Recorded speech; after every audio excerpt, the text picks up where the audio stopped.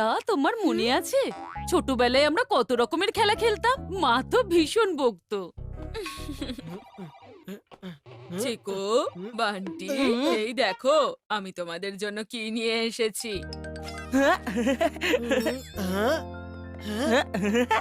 আমার না না না না না, এটা তো আমিই খাবো। এবার লড়াই বন্ধ করো, নইলে কিন্তু দুজনের কাউকে ম্যাঙ্গো দেব না।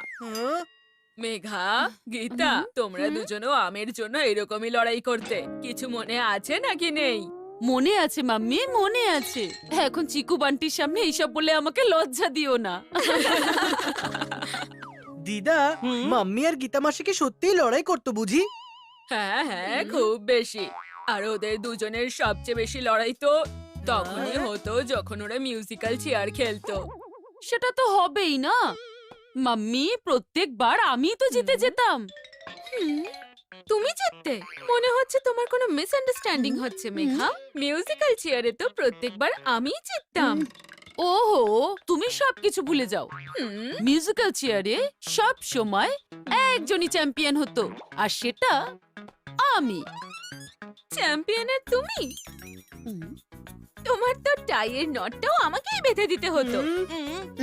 আর তোমার শু লেসেস সব সময় আমাকে বেঁধে দিতে হতো। আর তোমার নোটবুকে কভার সব সময় আমিই পরিয়ে দিতাম। আর তোমার আর্ট এন্ড ক্রাফটের প্রজেক্ট সব সময় আমাকেই বানিয়ে দিতে হতো। ওফো, পুরো 150 টাকা দিয়ে 1 কিলো আম এনেছি। যদি এর মধ্যে একটাও আম হারিয়ে যায় তাহলে পুরো 30 টাকা নষ্ট হবে। তোমার সাথে তো কথা বলাটাই আমার বেকার গীতা। আমারও কোনো ইচ্ছে নেই তোমার সঙ্গে কথা বলার। দিদা, দেখো না মাম্মি আর গীতা মাসি কিভাবে লড়াই করছে। এদের দুজনের ফাইটটা তো বেড়েই চলেছে দিদা। হ্যাঁ, একদম ঠিক বলেছো তুমি। আমের দাম তো বেড়েই যাচ্ছে। কালকে 100 টাকা কিলো ছিল, তো আজকে 150 টাকা কিলো হয়ে গেল। আজকের পর তুমি আর আমার সঙ্গে কথা বলবে না। তুমিও বলবে না। দিদা, আমি আমের দামের ব্যাপারে না, মাম্মি আর গীতা মাসির ফাইটের কথা বলছি। ফাইট? কিন্তু মেঘা আর গীতাকে তো এখানে দেখতেই পাচ্ছি না। মনে হচ্ছে এই ফাইটটা প্রয়োজনের থেকে একটু বেশিই বেড়ে গেছে। চিকো, বান্টি, এখন এই লড়াই বন্ধ করার জন্য তোমাদের দুজনকেই কিছু করতে হবে, বুঝলে? হ্যাঁ দিদা, আমাকে কিছু করতে হবে এই ফাইটটাকে বন্ধ করার জন্য। এই চিকুর ওপর তো আমার এমনিতেই কোনো বিশ্বাস নেই। আমিও দেখি যে তুই হ্যাঁ? মাম্মি, আর রাগ করে থেকো না। আর এই গোলাপ জামুন খাও।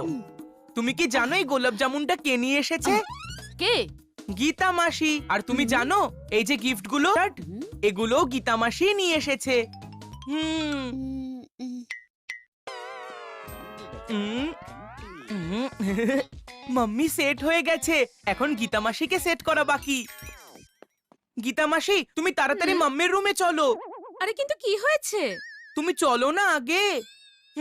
চলো চলো। হ্যাঁ?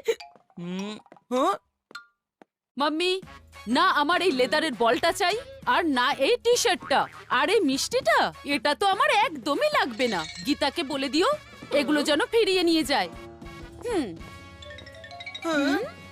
তাহলে কি তুমি আমায় এইসব দেখানোর জন্য বাইরে এনেছো? বন্ধ করতে চেয়েছিল ফাইট, কিন্তু বেচারার অবস্থাই হয়ে গেল টাইট। এবার এই ফাইটটাকে আমি শেষ। মাম্মি, আমি একটু বাইরে যাচ্ছি। বাইরে গেলে হয়তো একটু আমার মুডটা ঠিক হবে। হ্যাঁ ঠিক আছে, যাও। আইডিয়া। মাম্মি, চলো বাইরে যাওয়া যাক। বাইরে গেলে হয়তো তোমার মুডটা ঠিক হয়ে যাবে। আমিও সেটাই ভাবছিলাম।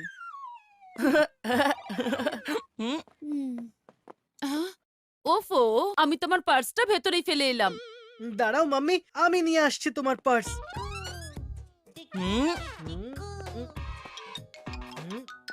চল বান্টি, তুইও আমাদের সঙ্গে চল। তোর তো জানা উচিত তোর বড় দাদার মাস্টার প্ল্যান।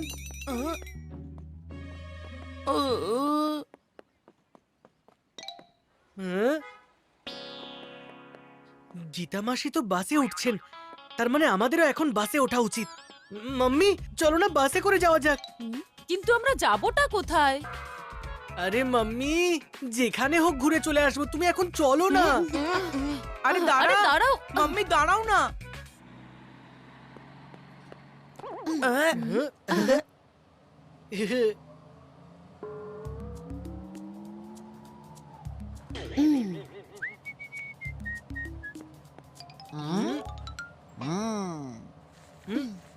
ওহো, আমার পার্সে তো কোনো টাকাই নেই দেখছি। মনে হচ্ছে আমি ভুলে বাড়িতেই ফেলে রেখে এসেছি। এটাই ছিল আমার মাস্টার প্ল্যান। মাম্মির পার্স থেকে টাকা আমি উধাও করেছি। এবার মাম্মি টাকা চাইতে গীতা মাসির কাছেই যাবে, আর এই অজুহাতে দুজনের ফাইট শেষ হয়ে যাবে। মাম্মি, তুমি এত ভাবছো কি? তোমার কাছে টাকা নেই তো কি হয়েছে, আমরা গীতা মাসির কাছে চেয়ে নিচ্ছি। দাঁড়াও, আমি নিয়ে আসছি। কোনো দরকার নেই এসবের, কারোর কাছ থেকে টাকা চাওয়ার। চুপচাপ নিজের সিটে বসে থাকো। কিন্তু মাম্মি,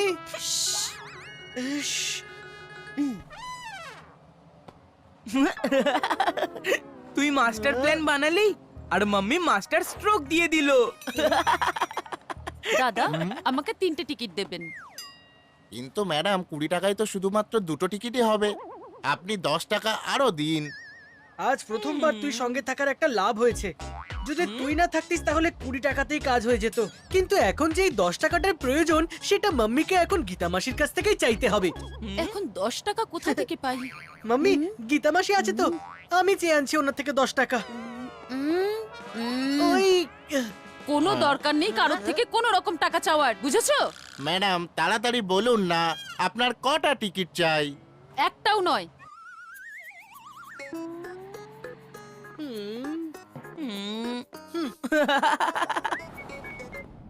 মাম্মি আর গীতা মাসির ঝামেলাটা আমি বন্ধ করব, তুই খালি দেখতে থাক। আচ্ছা, তুই আবার এমন কি করবি শুনি? মাম্মি আর গীতা মাসির ফোনটা পুরোপুরি একই রকম, আমি ওদের ফোনটা এক্সচেঞ্জ করে দেব।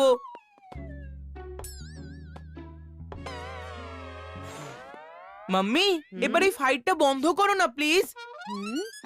তুমি একবার গীতা মাসির সাথে কথা তো বলে দেখো। আমি কেন কথা বলবো? কথা বলতে চাইলে ও আগে বলুক। আচ্ছা, সে যদি আগে কথা বলে তাহলে তুমি কথা বলবে তার সাথে? হ্যাঁ, কথা বলবো। তাহলে সে যদি তোমার সাথে আগে কথা বলে তাহলে তোমাকে তাকে হাগও করতে হবে। ঠিক আছে।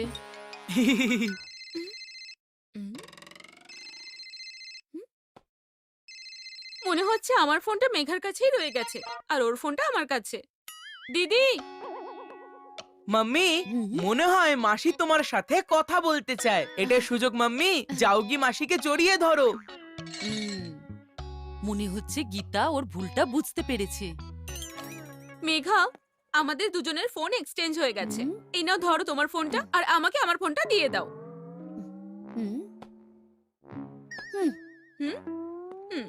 হ্যাঁ? আমি ভাবলাম ও ঝগড়া মিটমাট করতে এসেছে, কিন্তু ও তো ওর নিজের ফোনটা নিয়েই ব্যস্ত। এদের দুজনের লড়াই তো শেষ হওয়ার নামই নিচ্ছে না। তাহলে কি এই লড়াই ওখানে গিয়ে শেষ হবে যেখান থেকে এই লড়াইয়ের শুরু হয়েছিল?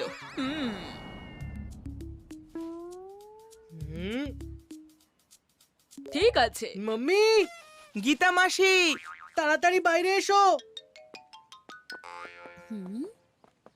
এসব কি করেছো? এটা হলো তোমাদের ফেভারিট গেম, মিউজিক্যাল চেয়ারের সেটআপ। তাহলে তোমাদের দুজনের মধ্যে একটা গেম হয়ে যাক। না না, আমি ওর সঙ্গে খেলতে চাই না। আর না, আমিও খেলতে চাই এর সঙ্গে। মনে হচ্ছে তোমরা একে অপরকে খুব ভয় পেয়েছো। আমি কাউকে দেখে ভয় পাই না, বুঝেছো? আর ওকে দেখে তো একদমই নয়। আর আমিও কাউকেই ভয় পাই না। তাহলে হয়ে যাক না গেমটা। হয়ে যাক। হ্যাঁ। হ্যাঁ?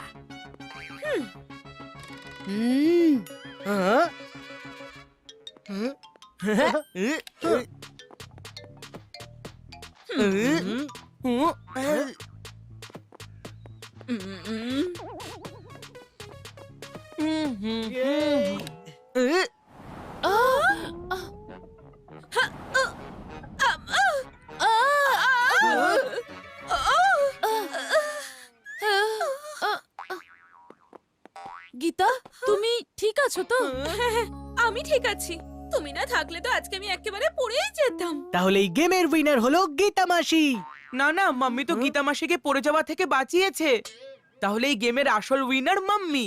হ্যাঁ, বান্টি ঠিকই বলেছে। মেঘাই তো আমাকে পড়ে যাওয়া থেকে বাঁচিয়ে নিয়েছে, তাই এই গেমের উইনার ওই।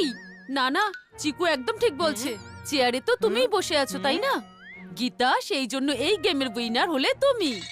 সত্যি বলতে আমার টাইয়ের নট তো তুমিই বেঁধে দিতে, আর আমার শু লেসেসও তুমিই বেঁধে দিতে, আমার সব নোটবুকের কভার তো তুমিই লাগিয়ে দিতে, আর আমার আর্ট এন্ড ক্রাফটের প্রজেক্টগুলো তো তুমিই করে দিতে মেঘা।